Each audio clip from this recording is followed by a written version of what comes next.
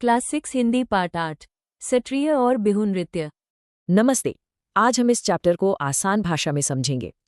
तैयार हो जाइए क्योंकि आज की क्लास बहुत ही मज़ेदार होने वाली है। हम सिर्फ पढ़ाई ही नहीं करेंगे बल्कि एक बहुत ही सुंदर और रोमांचक सफ़र पर जाने वाले हैं। क्या आपको कभी ऐसा लगा है कि आप किसी टाइम मशीन में बैठ गए हों? ज़रा सोचिए, आप अपनी रोज़मर्रा की दुनिया से निकलकर अचानक किसी एकदम अलग और खूबसूरत जगह पहुंच जाएं। बिल्कुल ऐसा ही महसूस हुआ हमारी कहानी की मुख्य किरदार एंजेला को, जब वो लंदन के बड़े शहर से निकलकर सीधे भारत के एक छोटे से गांव में पहुंच गई। तो आज हम क्या क्या देखने वाले हैं? सबसे पहले पाठ का परिचय, फिर बिहू और असम की संस्कृति, सत्रिया नृत्य और मूंगा सिल्क के बारे में जानेंगे। इसके बाद कुछ मुश्किल शब्द अर्थ समझेंगे, फिर सीधा परीक्षा पर ध्यान देंगे और अंत में सारांश के साथ एक मजेदार पहेली। तो चलिए शुरू करते हैं। हमारा पहला सेक्शन है पाठ का परिचय। हमारी कहानी की हीरो है एंजेला, जो सिर्फ 10 साल की है। वो लंदन जैसे बड़े शहर में रहती है और उसकी माँ अलेक्जेंड्रा एक डॉक्यूमेंट्री फिल्म निर्माता हैं। मतलब वो असल जिंदगी और अलग-अलग संस्कृतियों पर फिल्में बनाती हैं। अब एंजेला की बसंत की छुट्टियां एकदम बोरिंग जाने वाली थी। वही लंदन की कंक्रीट की इमारतें और रोज की वही दिनचर्या। लेकिन तभी अचानक एक ट्विस्ट आया। उसकी माँ को असम के नृत्यों पर एक फिल्म बनाने का काम मिल गया और फिर पूरे 14 घंटे की लंबी उड़ान के बाद एंजेला और उसका परिवार पहुंच गए हमारे खूबसूरत असम। यहाँ चारों तरफ हरियाली, जंगली जानवर और चाय के बड़े बड़े बागान थे। अब आते हैं हमारे दूसरे हिस्से पर, बिहू और असम की संस्कृति। असम पहुंचने के बाद अपनी पहली ही शाम को एंजेला एक गांव में गई, जहां उसे एक बहुत ही मशहूर त्योहार देखने का मौका मिला। और ये त्योहार था बिहू। ध्यान से समझो, ये बहुत जरूरी है। बिहू असल में एक कृषि आधारित त्योहार है, यानी खेती से जुड़ा हुआ। जब किसान अपनी अच्छी फसल और बसंत के मौसम का जश्न मनाते हैं तो वो सब खुले आसमान के नीचे खुशी से नाचते हैं। एंजेला ने देखा कि लड़के ढोल जैसे वाद्य यंत्र बजा रहे थे और लड़कियों ने बहुत ही खूबसूरत पारंपरिक पोशाकें पहनी हुई थी। पूरा माहौल एकदम खुशियों से भरा हुआ था। अब एक बात जो परीक्षा के लिए बहुत जरूरी है, उसे ध्यान से सुनना। क्या आपको पता है कि असम में बिहू साल में 3 बार मनाया जाता है? जी हाँ। पहला, अप्रैल में जब बीज बोते हैं, जिसे बोहाग या रोंगाली बिहू कहते हैं। दूसरा, अक्टूबर में जब फसल बढ़ती है, काटी या कोंगाली बिहू। और तीसरा, जनवरी में जब फसल काटी जाती है, माघ या भोगाली बिहू। इसे अच्छे से याद कर लेना। चलिए आगे बढ़ते हैं सेक्शन नंबर 3 की तरफ, सत्रिया नृत्य और मूंगा सिल्क। कुछ दिन बाद एंजेला उत्तरी असम गई। वहां उसकी दोस्ती अनु नाम की एक प्यारी सी बच्ची से हुई और यहीं एंजेला ने एक बिल्कुल अलग तरह का नृत्य देखा। अब इसे आसान तरीके से समझते हैं। देखिए, बिहू एक लोक नृत्य है जो खुले आसमान के नीचे फसल की खुशी में किया जाता है। लेकिन ये जो नया नृत्य एंजेला ने देखा, उसे सत्रिया कहते हैं। ये एक शास्त्रीय नृत्य है।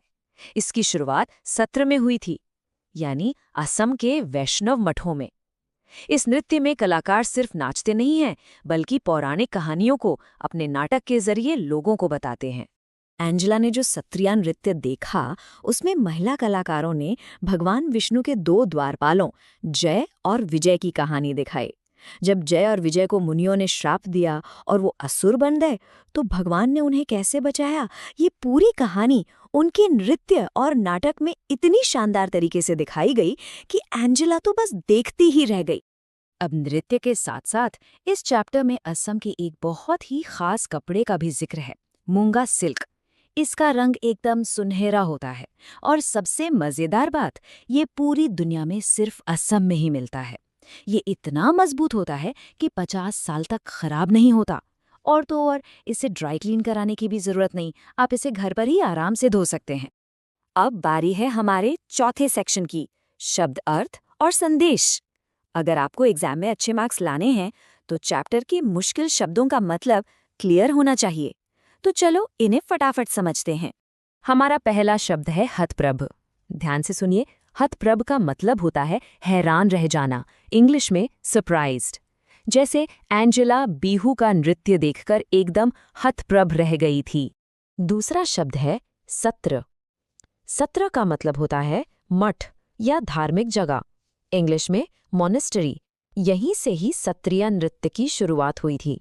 और तीसरा शब्द है लजीज। लजीज का मतलब होता है बहुत स्वादिष्ट, इंग्लिश में डिलिशियस। एंजना ने असम में बहुत ही लजीज खाने का मजा लिया था।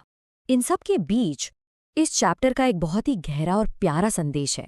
एंजेला की माँ ने उसे समझाया कि चाहे आप लंदन में हो या असम में, संगीत और नृत्य पूरी दुनिया में लोगों को अपनी भावनाओं को व्यक्त करने का तरीका है। ये खुशी जाहिर करने की एक ऐसी भाषा है जिसे हर कोई समझता है। अब सब लोग अपना पूरा ध्यान यहाँ लगाएं। हमारा 5वां सेक्शन है परीक्षा पर ध्यान। ये बहुत ही जरूरी है क्योंकि ये क्वेश्चंस एग्जाम में पक्के आ सकते हैं। पहला जरूरी क्वेश्चन है, मूंगा सिल्क की क्या विशेषताएं हैं?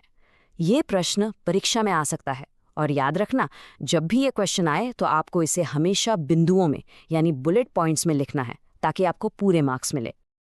आपको बस ये 3 आसान से पॉइंट्स याद रखने हैं। पहला, इसका रंग सुनहरा होता है।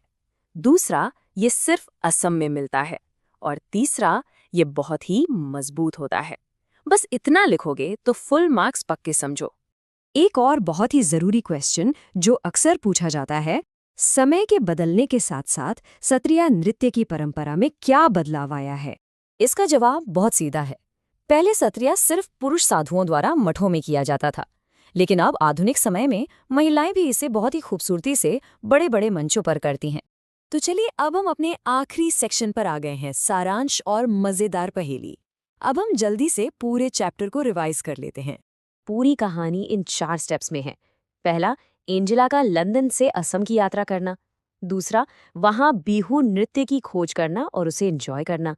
तीसरा, सत्रिया नृत्य को सीखना। और चौथा, सबसे मजेदार हिस्सा, जब एंजेला वापस लंदन गई तो उसने अपने स्कूल में बिल्कुल असमिया तरीके से वो डांस करके दिखाया। सच में ये उसके लिए एक टाइम मशीन जैसा सफर था। और अंत में आपके ही चैप्टर से ली गई एक बहुत ही मजेदार पहेली। पानी है पर मछली नहीं, जंगल है पर बाघ नहीं, बताओ क्या है? थोड़ा सोचिए। एकदम सही, इसका जवाब है नारियल। तो दोस्तों, एंजेला ने तो एक नई संस्कृति को जाना, लेकिन क्या आपने कभी सोचा है कि आपके अपने शहर या गांव का लोक नृत्य आपकी क्या कहानी बयां करता है? अपनी परीक्षा के लिए बहुत बहुत शुभकामनाएं और हमेशा ऐसे ही सीखते रहिए।